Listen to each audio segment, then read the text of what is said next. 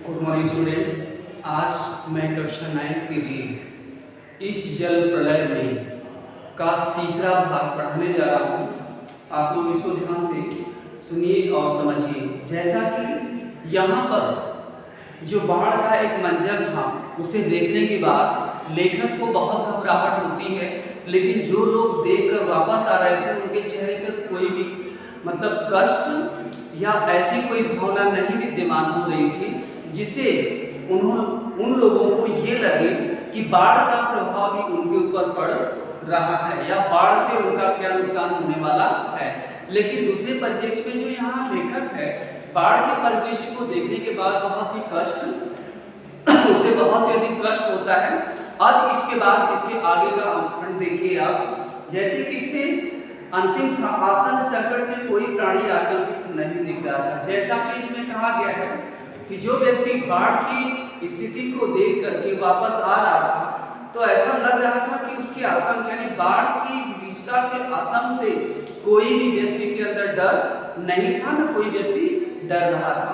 अब इसके बाद अगले पैराग्राफ को देखिए। पान वाले के आदमकद आईने में उतने लोगों के बीच हमारी ही सूरतें मुहर्रमी नजर आ रही थी। मुझे लगा अब हम यहाँ थोड़ी देर ही ठहरेंगे तो वहाँ खड़े लोग किसी भी क्षण ठाका मारकर हंस सकते हैं। जरा उन बुजुर्गों का हुलिया देखो क्या, क्योंकि वहाँ ऐसे ही बातें चारों ओर से उछाली जा रही थी कि एक बार डूब ही जाए धनुषकोटि, इस तरह पटना लापता हो जाएगा, कहीं सब पाप भूल जाएगा। चलो गोल भर के मुंडे पर ताश की गड्डी लेकर बैठ जाएं, विस्को मां बिल्डिंग की छत पर ही क्यों नहीं। भैया माकूल मौका है। इनकम टैक्स वालों को एंड इसी मौके पर काले कारोबारियों के घर में छापा मारना चाहिए। आसामी बामाल। अब यहाँ पर देखिए एक बात जो कही गई है कि जहां लोग पान की दुकान पर इकट्ठा खड़े थे, पान की दुकान पर जितने भी लोग इकट्ठा खड़े थे, उसमें इकट्ठा मैंने अपने आप को पहचाना। और अपने आप को पहचानने के पीछे कारण क्या था कि जब मैंने पान वाले के दुकान में शीशा को देखा तो सभी लोगों के चेहरे पे कहीं न कहीं कुछ प्रसन्नता दिखाई दे रही थी। केवल मेरा ही चेहरा बिल्कुल मुरझाया हुआ था, केवल मेरा ही चेहरा बहुत मायूस लग रहा था। उस समय मैंने ये महसूस किया कि यहाँ से हटना ही सही है, नहीं तो ये लोग मेरे चेहरे को देख करके बहुत जोर से ठाका मारकर हंसना, अर्थात बहुत जोर से हंस सकते हैं। दूसरी बात इससे कही गई है कि अब जहाँ पर कुछ लोगों के अंदर ऐसी संवेदना थी और कुछ लोगों को ये इससे कोई मतलब नहीं था, और वहीं दूसरी तरफ लोग कह रहे थे कि ठीक है पटना डूब जाए तो ही सबसे अच्छा है, क्योंकि यहाँ जो पाप हुआ है, पाप वो सारे क्या हो जाएंगे, उस बाढ़ के जल से धुल जाएंगे। और इसमें आगे कहेंगे कि ऐसे अब जो लोग वहां पर इकट्ठे थे अपने खुशी के लिए, वो लोग कह रहे थे कि चलो हम लोग कहीं ताश की गड्डी इकट्ठा करते हैं और कहीं किसी छत पर बैठकर के खेलते हैं। और दूसरी तरफ वो लोग इशारा कर रहे हैं कि काश ऐसे समय पर इनकम टैक्स वाले आकर यहाँ छापा मारते और पुलिस सामान के साथ उनको बरामद कर लेते, जो कि अब इस बाढ़ में वो कहीं आ जा नहीं सकते हैं। अब इसके बाद अगला देखिए। राजेंद्र नगर चौराहे पर मैगजीन कागज की आखिरी सीढ़ियों पर पत्रिकाएं पूर्वतः बिछी हुई थी। सोचा एक सप्ताह की खुराक एक ही साथ ले लूं। क्या ले लूं, हेडली चेस या एक ही सप्ताह में फ्रेंच जर्मन सिखा देने वाली किताबें अथवा योग सिखा देने वाली कोई विचित्र सचित्र किताब। मुझे इस तरह किताबों को उलटते पलटते देखकर दुकान का नौजवान मालिक पिछला पता नहीं क्यों मुस्कुराने लगा। किताबों को छोड़ कई हिंदी, बांग्ला और अंग्रेजी सिने पत्रिकाएं लेकर लौटा। मित्र से विदा होते हुए कहा, पता नहीं कल हम कितनी पानी में रहे, बहरहाल जो कम पानी में रहेगा वह ज्यादा पानी में फंसे मित्र की सुधि लेगा। तो यहाँ पर जो देखिए एक बात है, अभी भी राजेंद्र नगर का जो चौराहा था, वहां का चौराहा जो था अभी पानी से डूबा नहीं था, अर्थात वहां बाढ़ प्रभावित नहीं की थी। और जहां छोटी छोटी दुकानें लगी थी और दुकानों पर जो स्टॉल लगा हुआ था, किताबों का स्टॉल लगा हुआ था, लेखक वहां जाकर कुछ किताबों को देखने लगता है और उसके मन में तरह तरह की भावनाएं आती हैं कि कौन सी किताब ले, कौन सी किताब नहीं ले। पहले वो फ्रेंच, फिर इसके बाद जर्मन, इसके बाद कई तरह की किताबें सोचता है। फिर सोचता है कि योग की किताब लेकर के योग की किताब ले लूं। ऐसे तरह के मतलब कई तरह की मतलब उसकी भावनाएं आती हैं। तब तक वो क्या करता है लेखक, तब तक वो विक्रेता क्या करता है, कुछ सिनेमा की, कुछ कहानियों की किताबें उसके पास लेकर चला जाता है और उसे वो हिंदी और बांग्ला की कुछ पत्रिकाओं को दिखाता है और उसमें से उसने कुछ लिया किताब, उसमें से कुछ किताब ली भी जाती है और वहां से दोनों चल देते हैं। चलने के बाद दोनों आपस में वादा करते हैं कि चलो आज नहीं तो कल ये स्थान डूब ही जाएगा और डूबने के बाद जो व्यक्ति इसमें डूबा नहीं है वो दूसरे की हेल्प करेगा, अर्थात डूबने वाले को बचाएगा। अब अगला पैराग्राफ है। फ्रेड नहीं पहुंचा था कि जनसंपर्क की गाड़ी भी लाउडस्पीकर से घोषणा करती हुई राजेंद्र नगर पहुंच चुकी थी। कहने का मतलब कि जैसे ही मैंने फ्लैट तक पहुंचा, देखा कि लाउडस्पीकर से जो लोगों को सूचना देने वाली गाड़ी थी वहां तक पहुंच चुकी थी। हमारे गोलंबर के पास कोई भी आवाज चारों बड़े इलाकों की इमारतों से टकराकर मंडराती हुई 4 बार प्रतिध्वनि होती है। अब कहने का मतलब जो हमारा गोलंबर है जिसमें हम लोग रहते थे, गोलंबर की एक विशेषता है कि अगर कोई तेज आवाज में वहां बात करता है तो वो आवाज गोलंबर से टकराती है और टकराकर और उसकी प्रतिध्वनि 4 बार वहां से निकलती है, उसकी प्रतिध्वनि वहां से 4 बार निकलती है। अब इसके बाद देखिए, सिनेमा अथवा लॉटरी की प्रचार गाड़ी यहाँ पहुंचते ही भाइयों पुकार कर एक क्षण के लिए चुप हो जाती है।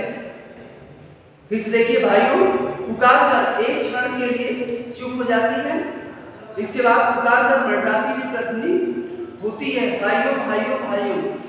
एक अलमस्त जवान रिक्शा चालक है जो अक्सर रात के सन्नाटे में सवारी पहुंचाकर लौटते समय एक गोलंबर के पास अलाप कर उठता है। सुन मेरे बंधु रे ए सुन मोरे मितवा वाह वाह वाह, यथार्थ ये सॉन्ग है। कहने का मतलब कि यहाँ पर जो बात बताई गई है कि वहां जब गाड़ी की आवाज सुनाई देती, एक बार बोल करके वो गाड़ी वाला यानी प्रचारक तो शांत हो जाता है, लेकिन उसकी ध्वनि 3-4 बार वहां से सुनाई देती है। इसके बाद माहौल शांत होता है। तब तक वहां एक रिक्शा वाला पहुंच जाता है और रिक्शा वाला पहुंचते ही एक गाना सुनता है, एक गाना सुनाता है और उसकी धुन थी सुन मेरे बंधु रे ए एन सुन मोरे मितवा वाह वाह वाह। तो अर्थात ऐसे गाने वो गाने लगता है। इसके बाद अगला है, गोलंबर के पास जनसंपर्क की गाड़ी में से ऐलान किया जाने लगा, भाइयों ऐसी संभावना है कि बाढ़ का पानी रात में करीब 12 बजे तक लोहानीपुर कंकड़बाग और राजेंद्र नगर में घुस जाएगा, अतः आप लोग सावधान हो जाएं। अब जैसे दूसरी बार उसकी आवाज आती है तो उस आवाज में क्या थी, उस आवाज में यही सूचना दी जा रही थी कि भाइयों आप लोग सावधान हो जाएं। आप इसलिए सावधान थी, रात 12 बजे तक ये पानी राजेंद्र नगर के लोहानीपुर और कंकड़बाग में घुस जाएगा, अतः घुसने से पहले आप लोग सावधान हो जाइए। अगला है प्रतिध्वनि, सावधान हो जाइए, सावधान हो जाइए। इसके बाद दोबारा प्रतिध्वनि निकलती है कि आप लोग सावधान हो जाइए, सावधान हो जाइए। इसके बाद मैंने भी स्वामी से पूछा गैस का क्या हाल है। इसके बाद मैं अपनी पत्नी, स्वामी का मतलब समझते हैं, अपनी पत्नी से पूछा कि गैस अभी है कि समाप्त हो गई है। बस उसी का डर है, अब खत्म होने वाला है। असल में सिलेंडर में मीटर की तरह कोई चीज नहीं है, होने से कुछ पता नहीं चलता, लेकिन अंदाज है कि 1-2 दिन तक कोयला है, स्टोव है, मगर किरासन का तेल नहीं है। किरासन एक ही बोतल है। कहने का मतलब जब लेखक को अपने घर पहुंचता है तो कहता है कि सबसे पहले वो गैस को जानना चाहता है कि उसके घर में गैस है कि नहीं। तो गैस उसकी पत्नी बताती है कि गैस की संभावना कम है और इसमें मीटर भी नहीं लगा कि इससे देखकर पता कर लिया जाए कि अभी तक इसमें कितनी गैस है।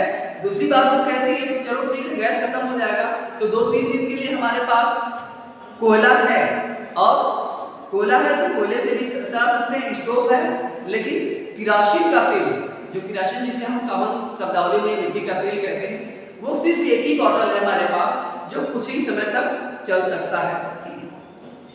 फिलहाल बहुत है, बाढ़ का भी यही हाल है। मीटर उधर की तरफ कोई चीजें नहीं होने से पता नहीं चलता कि कब आ जाऊंगी। मैंने कह रहा कि ठीक है जैसी परिस्थिति यहाँ पर भी हमारे पास कितनी समान है, कब समाप्त हो जाएगी, उसी तरह बाढ़ की भी स्थिति है।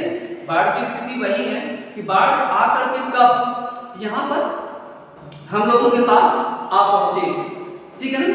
अब इसके बाद अगला है सारे राजेंद्र नगर में सावधान सावधान ध्वनि कुछ देर गूंजती रही। ब्लॉक के नीचे की दुकानों के सामान हटाए जाने लगे।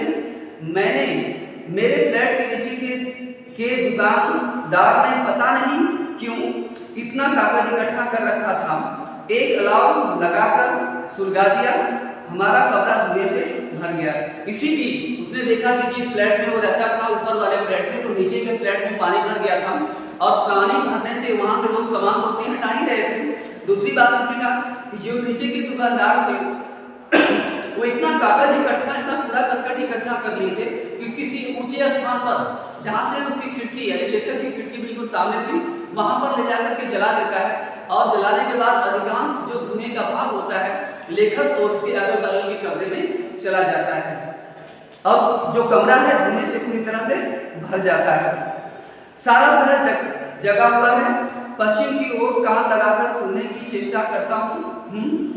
पीर मुहानी या सलीमपुरा अहरा अथवा जनक किशोर नवल किशोर रोड की ओर से कुछ हलचल सी आवाज आ रही थी। लगता है 1:30 बजे रात तक पानी राजेंद्र नगर पहुंचगा। इसके बाद देखते हैं कि कुछ क्षेत्र में कुछ आवाजें सुनाई देने लगती है और वो है पीरपुर मुहानी, सलीमपुरा, अहरा और जनक किशोर और नवल किशोर पर।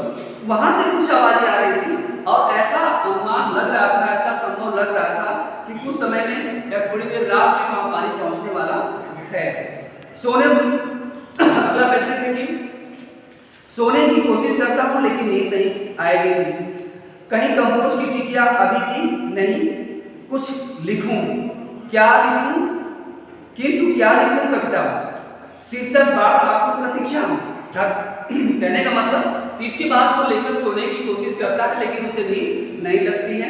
फिर इसके बाद सोचता है कि कंपोज की टिकिया लेकर के सोना, फिर उसका भी उसको फायदा नहीं होता है। इसके बाद वो कहता है कुछ कविता ही लिखूं। तो कविता लिखने के पीछे वो सोचता है कि क्या मैं कविता लिखूं, ऐसी कंडीशन में, ऐसी दशा में मैं कौन सी कविता लिखूं, और कविता लिखूंगी तो क्या, उसका शीर्षक मैं क्या लिखूं। बाढ़ आपको प्रतीक्षा, यानी बाढ़ आने के लिए मैं बहुत व्याकुल हूं। जो कविता मैं लिखने की बात कर रहा हूं, तो क्या बाढ़ आने के लिए मैं बहुत व्याकुल उसी की कविता लिखूं। कहता धक नहीं, अब मुझे कुछ नहीं, नींद नहीं, स्मृतियां आने लगी एक एक कर।